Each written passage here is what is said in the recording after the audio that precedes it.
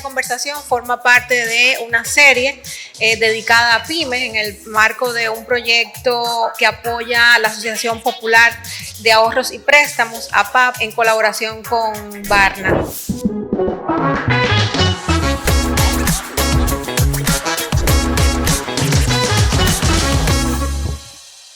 Bienvenidos a un nuevo episodio de Barna al Día Podcast. Hoy tenemos como invitado al profesor Óscar Calderón. Bienvenido, profesor Óscar. Muchísimas gracias por la invitación. Él es doctor en Business Administration de la Universidad Católica del Perú, máster en Business Administration de INALDE y Market Research Specialist de la Universidad de Georgia. Actualmente es director de maestrías y director académico del área de marketing y dirección comercial en Barna Management School. Tiene cerca de 10 años de experiencia como profesor en las áreas de dirección comercial y mercadeo y programas enfocados también en Barna Management School. Junto con Óscar estaremos conversando en esta oportunidad sobre las tendencias del marketing para pymes en este 2025 y en particular estaremos enfocándonos en la disponibilidad que tienen las pymes en torno a estas tendencias. Bienvenido, profesor Óscar. Comenzamos con una pregunta para abrir debate. ¿Por qué cree que es crucial para las pymes mantenerse al día en las últimas tendencias de marketing? Mira, definitivamente es crucial, no porque esté de moda, no porque todo el mundo lo esté haciendo, sino porque si definitivamente quiere ser más competitiva o es capaz de utilizar las herramientas que le permiten estar mucho más de cerca con sus clientes para poder entregar su promesa de valor, o corren el riesgo de desaparecer muy rápido en un mercado cada vez más globalizado, más competido y, ¿por qué no decirlo?, con un cliente que es cada vez más digital. ¿Y qué desafíos enfrentan las pymes en este contexto? Mira, yo creo que el desafío más complejo es uno que siempre ha tenido, que es la dificultad de obtener recursos. Y aquí no me estoy refiriendo solamente a los temas económicos, que sin duda es uno de los desafíos, de las limitaciones, sino también la capacidad de conseguir recursos técnicos, humanos, que no debería llamarlos recursos, pero definitivamente el talento necesario para poder competir en un mercado con las características que estaba mencionando, lo hace que sea mucho más complejo. Y lograr esas características de competitividad hace que sea necesario ese ejercicio de creatividad, pero una creatividad estratégica. Y ahí se requiere mucho de la imaginación, de la innovación, de la investigación y, ¿por qué no?, volver a entender cuál fue su propósito, cuál fue esa razón que hizo que el negocio iniciara para que efectivamente le pueda dar la vuelta y llegar a competir en un mundo lleno de desafíos. Teniendo en cuenta una de estas tendencias, que es el marketing basado en datos, y sabiendo que las pymes no tienen recursos ilimitados, ¿cómo podrían enfrentar este tipo de marketing con estas limitaciones? Mira, Karina, déjame incluso mencionar algo que no estoy haciendo ningún comercial ni nada por el estilo, pero yo creo que hoy el acceso a herramientas está más democratizado, si se quiere, o hay mayores posibilidades de adquirir a unos costos razonables siempre y cuando le demos una visión estratégica. Pero ahora sí te voy respondiendo un poco más sobre tu pregunta. Efectivamente, la data es el petróleo del siglo XXI. La data es lo que necesitan las compañías para poder hacer la diferencia. No es suficiente con la promesa de valor si no estoy en capacidad de conocer lo que quiere mi cliente, de conocer a mayor profundidad y, ¿por qué no?, anticiparme a las posibles necesidades, y para esto es crítico una gestión optimizada de los datos que te permitan llevar a tomar decisiones estratégicas. ¿Cuáles tú crees que sean los datos clave que las pymes deben enfocarse en recopilar para tomar estas decisiones que mencionabas? Arrancaré por un par que son menos clave, pero no dejan de serlo, que tiene que ver con, digamos, la historia y la información que tenemos de los clientes. Un poco de la data demográfica, un poco de la facturación, un poco de las compras que han venido haciendo, etcétera. Pero esto te debería llevar a tener mucho más claro cuáles son esos datos clave y cuál es la estrategia para capturarlos, gestionarlos, manejarlos y poder ir más allá. ¿Cuáles son los hábitos de consumo? ¿Qué tipo de cosas a nivel de para qué lo están utilizando? ¿Cómo toman las decisiones los diferentes clientes? ¿Y qué tipo de retos tiene de negocio mi cliente que me permita a mí, como una empresa, ser capaz de convertir esa información en soluciones de negocio, en entregarle valor al cliente? porque aunque yo como empresa esté convencido que le entrego valor, el valor no lo construyo sino hasta que no esté en manos del cliente. Entonces, lograr esa simbiosis entre lo que conozco del cliente, para qué lo quiere y cómo se lo estoy entregando, es lo que debería construir esa política de gestión de datos. Ahora bien, las herramientas, como mencionabas, son súper importantes en este proceso.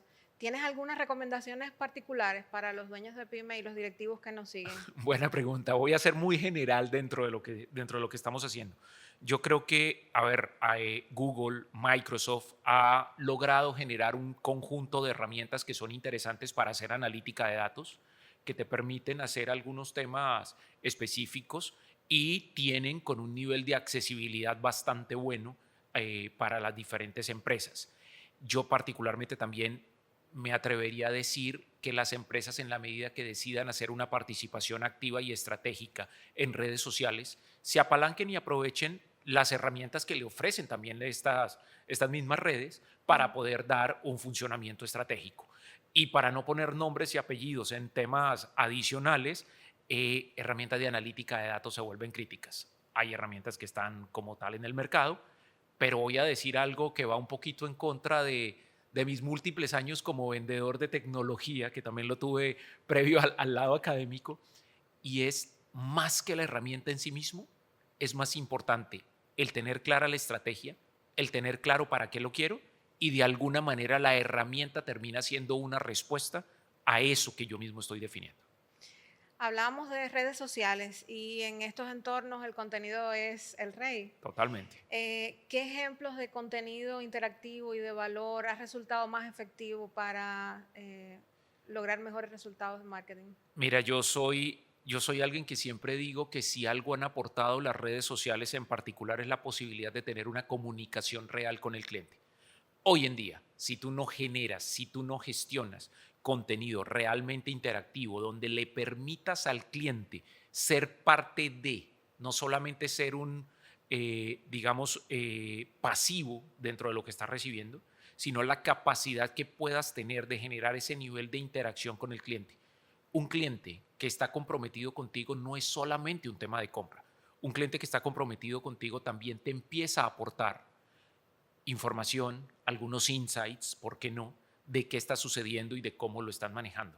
Particularmente yo diría que la industria de la moda ha sido bastante activa en este sentido, generando interacción y ser capaz de diseñar moda a partir de lo que los clientes están creando como tendencia y no simplemente están esperando que yo se lo resuelva.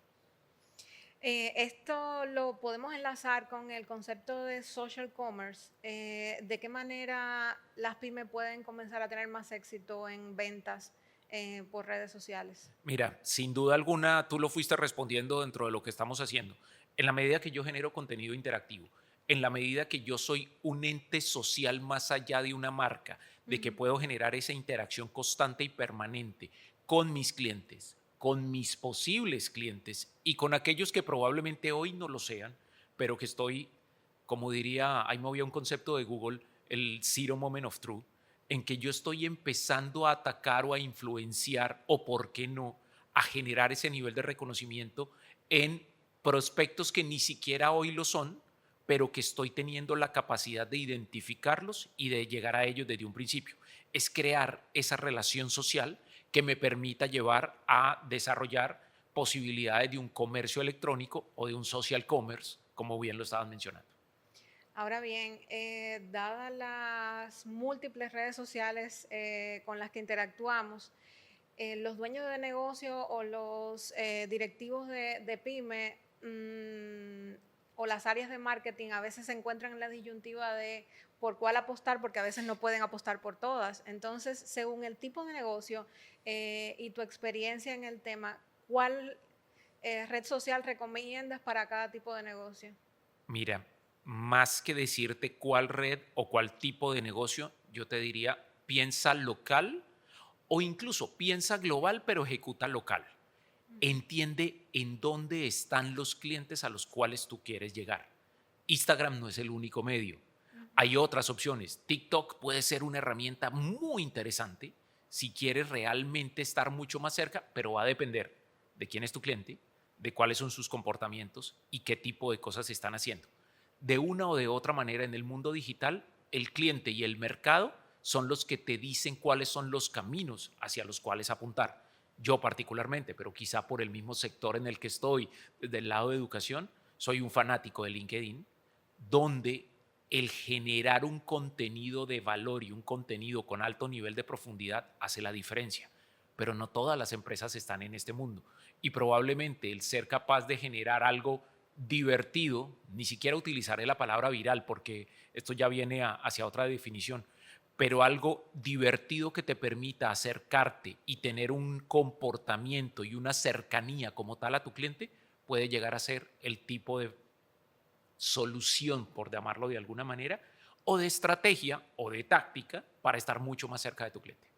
Esto tiene que ver con el la estrategia de marketing omnicanal. ¿Qué es el marketing omnicanal y cómo se diferencia de otras estrategias? Mira, voy a irme primero por definición desde el lado de la empresa.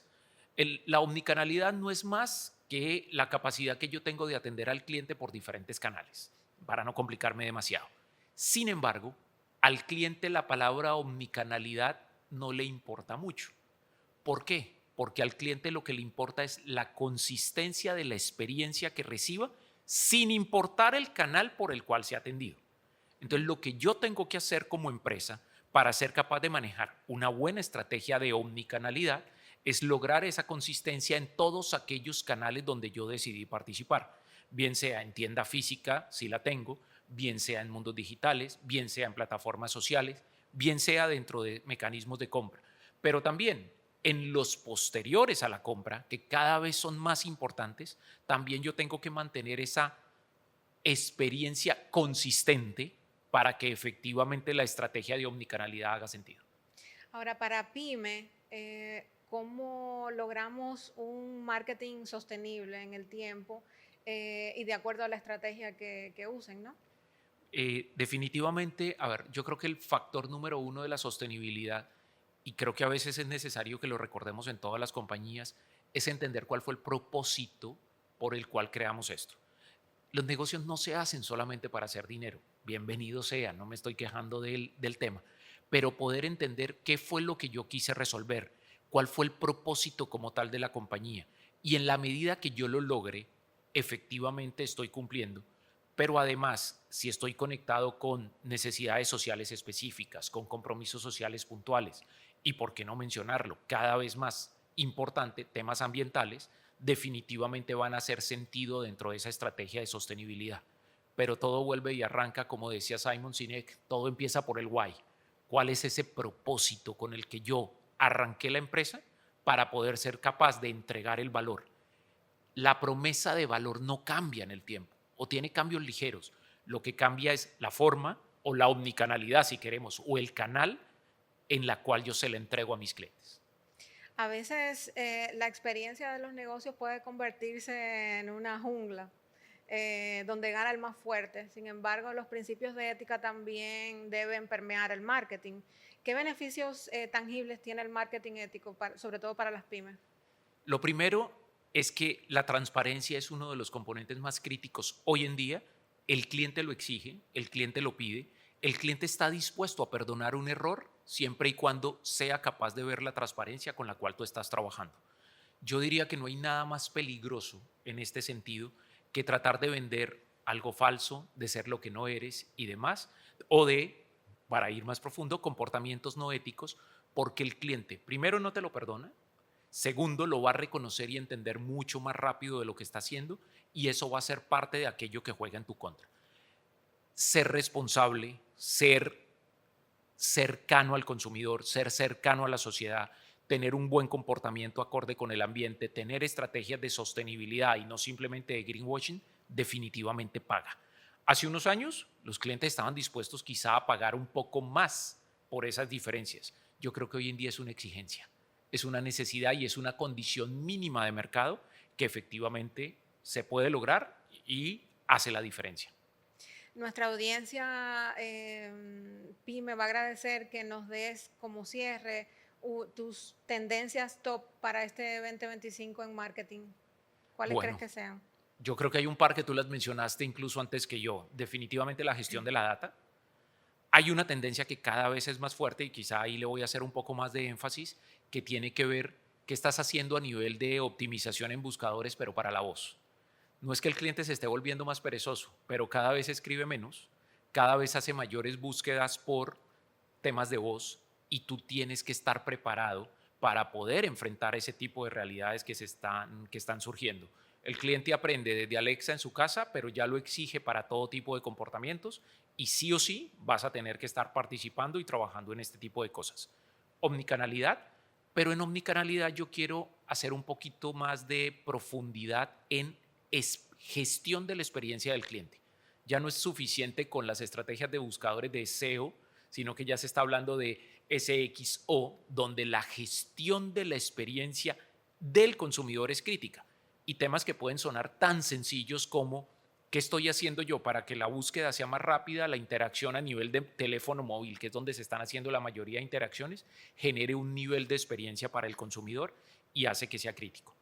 Pero quizá la más fuerte, para mí la más importante fuera de la experiencia del consumidor, es que el marketing ético definitivamente está adquiriendo unos valores cada vez más profundos.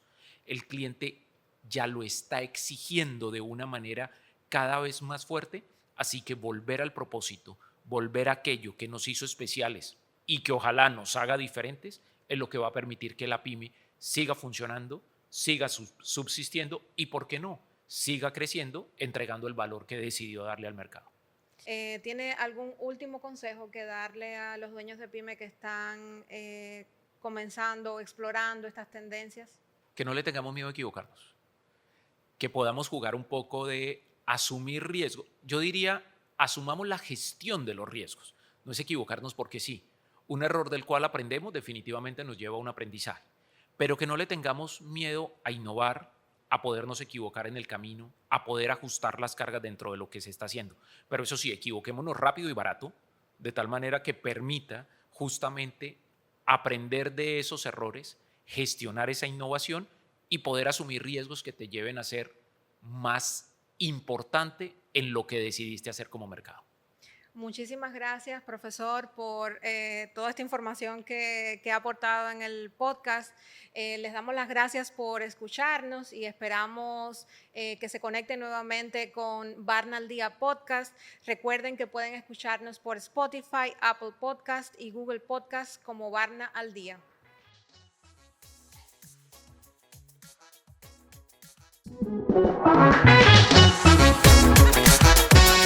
Síguenos en las redes sociales, @Barna Management School y conecta con nosotros.